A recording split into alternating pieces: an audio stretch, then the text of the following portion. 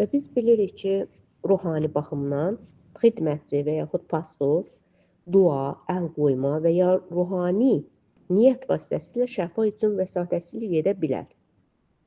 Yəni, bu, müqəddəs ruhun fəaliyyəti ilə əlaqədardır. Yəni, şəfa xidmətçinin, pastorun gücü deyil, Tanrının qüvvəsindən gəlir. İstər xidmətçi, istər pastor, yalnız Rəbbin vasitəçisidir. Yəni, biz fiziki cəhətdən də buna baxa bilərik. Pastorun və xidmətçinin dua və dəstəyi insanın stressini azaldır.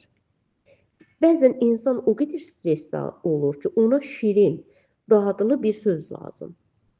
O dad onu tamamilə acılıqdan qurtarsın. Yəni, onun ürək ritmini sakitləşdirir. Ruhani həyatına rahatlıq verir. Yəni, bədənin bərpasının mexanizmini gücləndirə bilir. Və biz bu barədə imana baxa bilərik. Şəfa üçün iman və inam. Baxın, iman ayrıdır, inam ayrıdır. İman edirsən, bir də inamla yaşayırsan. Bu çox vacibdir. Əgər insan inanırsa, dua qəbul olunmasını gözləyirsə, bədən və ruh daha rahat olur. Çünki gözləyirsən sən onu.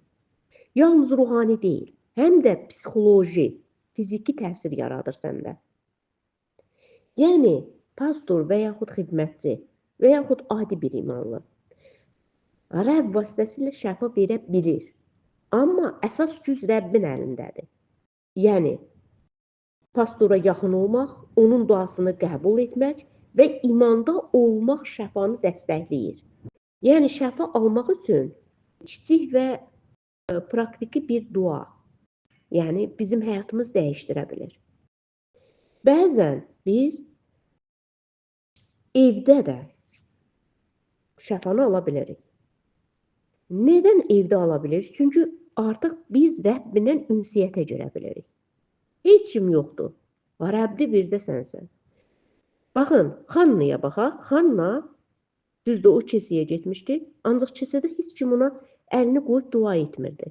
Sadəcə kilsədə dizini vurub yerə və əllərini göylərə qaldırıb sızıltı ilə, qıçıltı ilə Rəbbilə danışırdı. Yəni, daimi Rəbbilə danışmaq, onunla ünsiyyətdə olmaq, stresi azaldır, zehnimizi sakitləşdirir. Bu bizim həyatımızda olan xəstəlikləri birbaşa bizdən götürməyə başlayır. Çünki zehin rahatlayır, bədən dincəlməyə başlayır. Yəni, biz imanımızı böyütmək, dua vasitəsilə bədənimizin ruhunu, bərpasını gücləndiririk. Yəni, şəfa prosesində hətta fiziki səviyyədə belə iman gücü çox vacibdir. Yəni, ruhani rəhbərlik olmadan da evdə özümüzü Rəbbə yönəldə bilərik. Yəni, kilsə şəraiti yoxdur. Zeynəb də yoxdur, pastor da yoxdur. Ancaq biz Rəbbinə ruhani anlama girə bilirik və bir ruhani təsir yarada bilirik. Aleluya. Rəbbə şükürlər olsun, izzət olsun.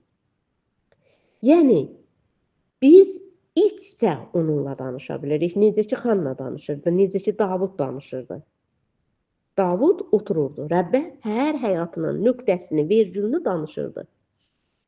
Yəni, hər vəziyyəti onunla bölüşürdü.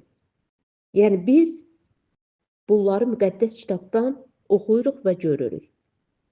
Yəni, şəfa pastorun gücündən deyil, Rəbdən gələn bir qüvvədir. Yəni, imanlı özü də güclüdür. İnsan imanlıdır, Rəbbə yönəlmiş, dua edən, anlayan, ruhani enerjisini işlədərək şəfa prosesində yaşayır. Yəni, imanlı insan yalnız alıcı deyil, həm də ruhani gücü ilə şəfaya kömək edən birisidir. Başqalarına da ötürə bilir. Evdə oturur, dua edir, tək özü üçün deyil. Başqalarına dua edir. Başqaları heç onu hiss etmir, duymur. Sadəcə o evdədir və dua edir. Və dua birbaşa ona təsir edir. Nədən? Çünki içdən, daxildən Rəbbinə ünsiyyətə girib. Və o ünsiyyət evdə oturan bir imanlını tamamilə bərpa eləməyə başlayır. Baxın, ancaq biz əgər gedirik ki, pastor və yaxud xidmətçi bizə dua etsin, diqqətimizi Rəbbə yönəltməliyik. Bu zaman şəfanın təsiri artmağa başlayır. Yəni, həm psixoloji, həm ruhani, həm də fiziki təsir yaradır bu yerdə. Yəni, pastor, xidmətçi dua edərkən və yaxud evdə oturub dua edərkən ancaq şəfa Rəbb tərəfindən axır.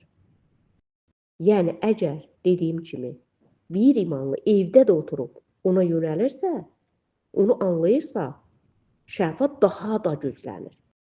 Və yaxud bir yerə gedir və orada ona dua etməsini istəyir.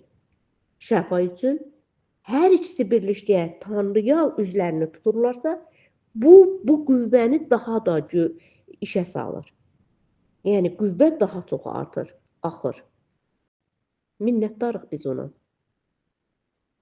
Minnətdarıq ki, o həqiqətən bizə hər vəziyyəti başa salır. Mən istəyirəm ki, siz çaşmayasınız. Əgər sizin imkanınız varsa, kilsəyə gəlib onun qarşısında dayana bilərsiniz.